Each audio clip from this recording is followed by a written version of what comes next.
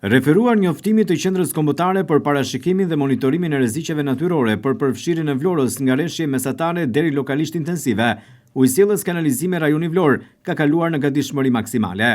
Është punuar me intensitet me rrjetin e kanalizimeve, ndërsa stacionet e pompimit të ujrave të bardha dhe të zeza, si dhe impjanti trajtimit të ujrave të ndotura, janë testuar orët e fundit për gjendjen e gatishmërisë për të qenë në funksion të plot për çdo situatë që mund të shfaqet nga rreshtet e shiut me intensitet. Gjatë kësaj të martë vijoi puna për pastrimin dhe zhbllokimin e rrjetit të kanalizimeve në zonat më me risk.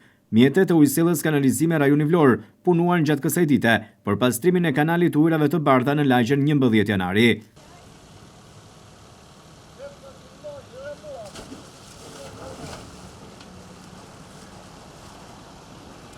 Ky është një prej kanaleve kryesor të qytetit, për shkak se grumbullon ujrat që vijnë nga zona e Kodrave, te ish fabrika e tullave dhe përmes rrjetit i derthaton hidrovorin kryesor të qytetit.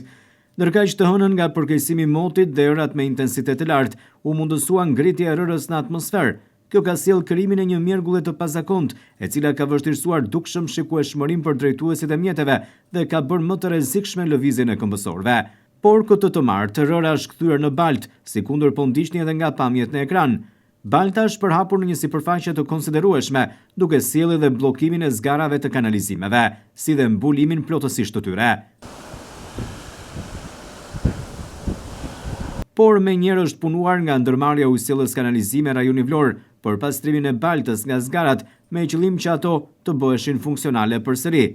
Sipas parashikimit të motit për qarkun e Vlorës, rreshjet e shiut gjatë pasdrekës deri në mbrëmje do të jenë prezente të erpasërshme dhe lokalisht në territorin e qarkut, ndërsa hera herës shtrëngata afat shkurtra do të shoqërojnë edhe shkarkesa elektrike.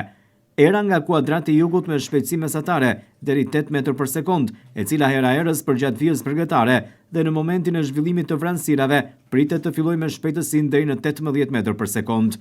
Ndërsa nga ora 20 e mbrëmjes deri në orën 24, duke hyrë dita e mërkurë, rreshjet e shiut parashikohet të jenë prezente, kryesisht me intensitet mesatar deri të lartë. Në qytetin e Vlorës, rreshjet do të marrin edhe formën e shtrëngatave, shoqëruar me shkarkesa elektrike. Era pritet të jetë nga kuadrati i jugut me shpejtësi mesatare deri 7 metër për sekond, e cila hera herës përgjatë vijës përgatare dhe në momentin e zhvillimit të vranësirave pritet të fitojë shpejtësi deri 16 metër për sekond.